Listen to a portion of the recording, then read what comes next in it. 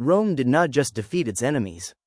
It displayed them. When foreign queens were captured, they were not immediately executed. They were transported across continents, stripped of power, and forced to march through Rome in chains.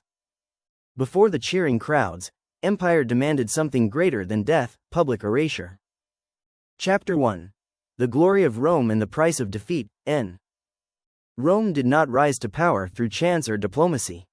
It was built on conquest, and conquest in Rome was meant to be seen. From the early republic to the height of the empire, military victory was the foundation of political legitimacy. Generals did not simply defeat enemies.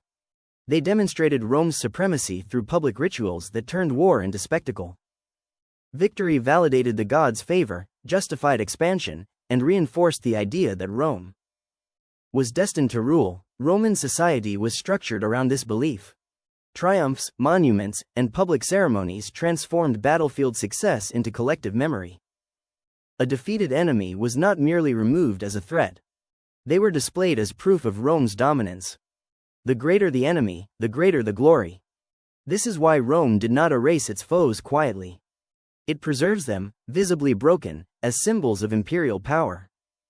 Defeat carried consequences far beyond military loss. Cities were stripped of autonomy, wealth was seized, and populations were enslaved or displaced.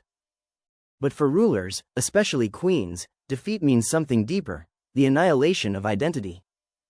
In Roman ideology, sovereignty was sacred. To conquer a queen was to conquer an entire people, their traditions, and their future. Her public humiliation represented the submission of a civilization. Roman pride thrived on contrast. The splendor of victory required the degradation of the defeated. Gold, armor, and cheering crowds meant nothing without visible proof of domination. Queens, once addressed as sovereign equals, were reduced to living trophies. Their presence confirmed Rome's absolute authority, while their suffering reinforced a clear message. Resistance to Rome did not end in death, it ended in erasure. This balance between glory and degradation was not accidental. It was essential to how Rome ruled an empire that spanned continents. Power was sustained not only by legions, but by fear, carefully constructed, publicly performed, and permanently remembered. Chapter 2. What a Roman triumph really was. A Roman triumph was the highest honor a general could receive, but it was never merely a celebration. It was a carefully regulated state ritual, granted only by the Senate, and only under strict conditions. The commander had to achieve a decisive victory against a foreign enemy, kill at least 5,000 opponents in battle, and formally expand Roman control. Even then, approval was never guaranteed. A triumph was not a right, it was a political weapon. When granted, the ceremony followed a rigid structure that transformed Rome itself into a stage. The procession entered the city through the Porta Triumphalis and moved toward the Temple of Jupiter, Optimus Maximus, on the Capitoline Hill. At its head came senators and magistrates, followed by wagons loaded with spoils, captured weapons, gold, statues, sacred objects, and painted panels depicting conquered cities. These images told the story of victory in a language the crowd could instantly understand. Behind the spoils came the captives.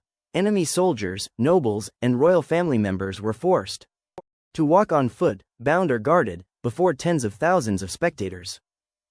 Their presence was deliberate. Triumphs required living proof that Rome had not merely defeated an army, but broken a rival power entirely. At the center of the procession rode the victorious general in a chariot, dressed like a god, his face painted red in imitation of Jupiter. A slave stood behind him, holding a golden crown and whispering a reminder of mortality. Memento mori. Even at the height of glory, Rome emphasized control.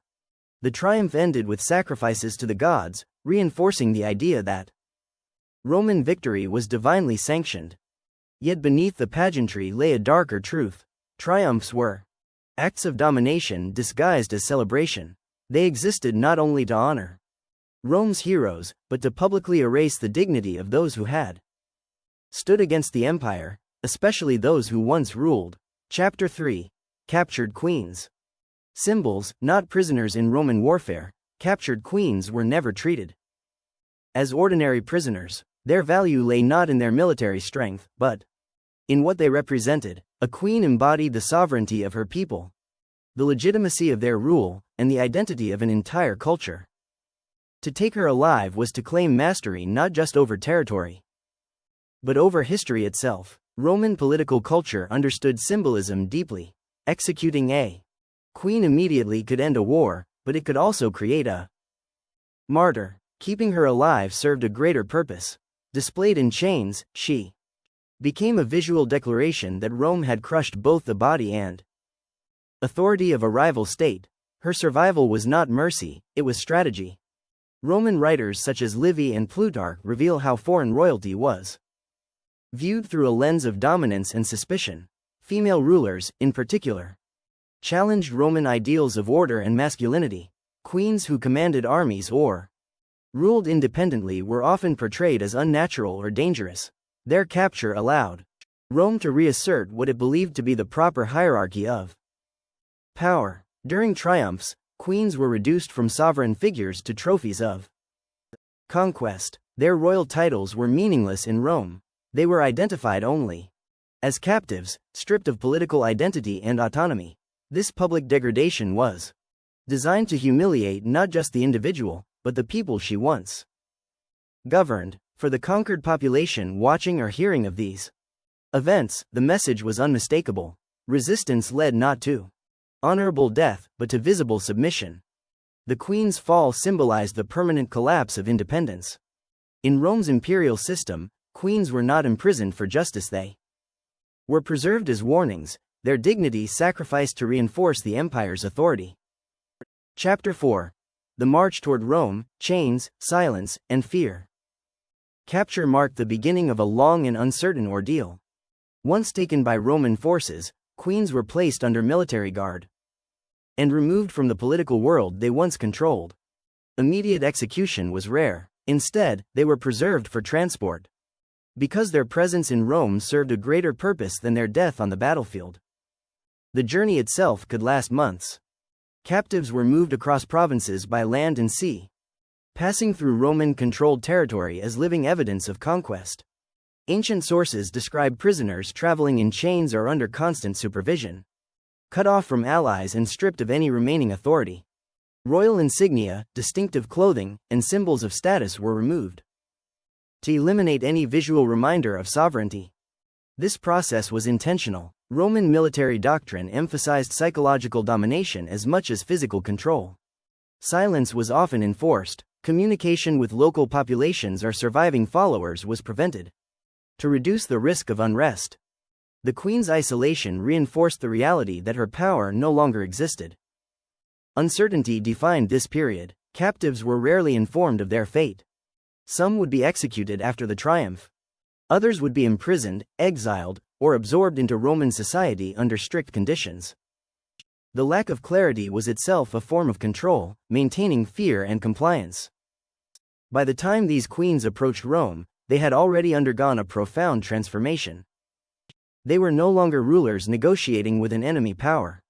They were instruments of Roman propaganda, destined to play a role in a public ritual designed to celebrate their defeat. The march toward Rome was not simply transportation, it was the systematic dismantling of identity, carried out step by step under the authority of the empire. Chapter 5. Ritual. Humiliation before the parade. Before the triumphal procession ever reached Rome's streets, the fate of captured queens is carefully prepared. Their role in the ceremony was not improvised. It followed long-standing Roman traditions designed to strip defeated rulers of dignity and transform them into instruments of state messaging. The triumph required more than victory, it required visible submission. In the days leading up to the parade, captives were presented for public viewing and ceremonial handling. Ancient accounts indicate that foreign royalty could be dressed deliberately to emphasize their defeat. Royal garments were removed or replaced, sometimes with clothing meant to mark them as outsiders or conquered enemies. Jewelry, crowns, and insignia that once symbolized authority were confiscated and displayed separately as spoils of war. This humiliation was not random cruelty. Roman triumphs functioned as political theater. Every element reinforced hierarchy. Rome above all, the defeated below. Queens, once treated as diplomatic equals in negotiations, were now positioned to demonstrate Rome's absolute control over rival powers. Their bodies became visual evidence that even sovereign rulers could be reduced to subjects. Crowds gathered in anticipation, and the captives' appearance before the parade intensified public emotion. Roman writers understood that fear and admiration were intertwined. By exposing defeated royalty before the formal triumph, Rome maximized the psychological impact on both citizens and foreign observers. Execution could follow the parade, but humiliation came first. Roman ideology held that death alone was insufficient punishment for those who had dared to challenge the empire. By forcing queens to endure public degradation, Rome erases their political legitimacy in the eyes of history. The ritual humiliation ensured that when the triumph began, the outcome of the war was already clear, not just on the battlefield, but in the collective memory of the empire. Chapter 6. Queens who lived this nightmare. History preserves the names of a few queens who experienced Rome's triumphal justice firsthand. Their stories differ in outcome, but they follow the same logic of domination. One of the most prominent was Zenobia of Palmyra, captured in 272 CE after Emperor Aurelian crushed her rebellion in the eastern provinces. Ancient sources, including the Historia Augusta and Zosimus, describe Zenobia being brought to Rome and displayed in Aurelian's triumph. She was reportedly adorned with heavy golden chains, emphasizing both her former wealth and her present submission. Unlike many captives, Zenobia was spared execution and later lived in enforced retirement, a living reminder of Rome's supremacy. Another figure shaped by this system was Cleopatra Selene, daughter of Cleopatra VII and Mark Antony. After Octavian's victory in 30 BCE, she was taken to Rome and displayed in his triple triumph. Though still a child, her presence symbolized the complete destruction of the Ptolemaic dynasty. Cleopatra Selene survived and was later installed as Queen of Mauritania under Roman authority, her power existing only at Rome's discretion. Other royal women vanished from the historical record after triumphs, suggesting imprisonment or execution. Their anonymity was part of the punishment. Rome recorded victories, not the lives of the defeated. Whether spared or killed, the intention was the same: to demonstrate that Rome alone determined who ruled and who survived. These queens were not remembered for their resistance, but for their defeat. Their public humiliation served Rome's political narrative, transforming once powerful rulers into cautionary examples etched into imperial memory. Chapter 7. Why Rome believed this fate was necessary. To understand why Rome subjected captured queens to public humiliation, it is necessary to understand Roman concepts of honor and power. Roman political culture revolved around dignitas and gloria, personal reputation and public prestige. Victory in war enhanced both. But these values were relative. Roman honor was magnified only when an enemy's honor was visibly destroyed. Triumphs were not spontaneous celebrations, they were state-approved rituals that reinforced hierarchy. By parading defeated rulers through the streets, Rome demonstrated that resistance had consequences beyond military loss. The humiliation of a queen was not an act of personal cruelty. It was a calculated message to Rome's allies and enemies alike. Sovereignty existed only at Rome's discretion. There was also a practical concern. Executing a defeated ruler immediately could inspire rebellion or martyrdom. A living captive, displayed and then controlled, served a different function. She became proof that Rome had absolute authority over the fate of rival dynasties. The spectacle weakened loyalty among conquered populations by showing that their leadership could be dismantled and subordinated. Roman historians often framed triumphs as lessons. They were designed to educate citizens about Rome's strength and to deter foreign opposition. The parade did not merely commemorate victory, it reinforced the empire's ideology. Power was maintained through visibility. The humiliation of queens and kings ensures that the memory of defeat would outlast the battle itself. In this system, fear was not accidental, it was institutional. Rome governed vast territories with limited administrative reach. Psychological dominance filled the gaps. Triumphs and the degradation they imposed became tools of imperial stability, embedding submission into public consciousness across the empire. Chapter 8. A fate worse than death. In many cases, execution was not immediate. For high-ranking captives, including queens, death was often delayed until after the triumph, or withheld entirely. Roman tradition held that certain defeated leaders were executed at the end of the procession. Frequently in the Tullianum prison beneath the Capitoline Hill. Yet others were spared, not out of compassion, but because their continued existence served Rome's interests more effectively than their death. Living captivity could mean permanent exile, forced marriage alliances, or quiet confinement within Italy. Zenobia, after her display in Aurelian's triumph in 274 CE, was reportedly granted a villa in Tibur and lived under Roman supervision. Cleopatra Selene, paraded in Octavian's triumph in 29 BCE, survived to rule Mauritania, but only as a client queen under Roman authority. Their survival did not restore autonomy. It confirmed Rome's power to decide who could live, rule, or fade into obscurity. For many captives, imprisonment erased them from political life. Without a throne, army, or homeland, their legacy dissolved. In Roman ideology, this outcome was more effective than swift execution. Death could inspire sympathy. Survival under domination communicated something harsher: complete submission. A queen once addressed as sovereign became dependent on the empire that defeated her. Her image, once stamped on coins or invoked in oaths, disappeared from official power. Rome preserved these women as reminders that conquest did not end with battlefield victory.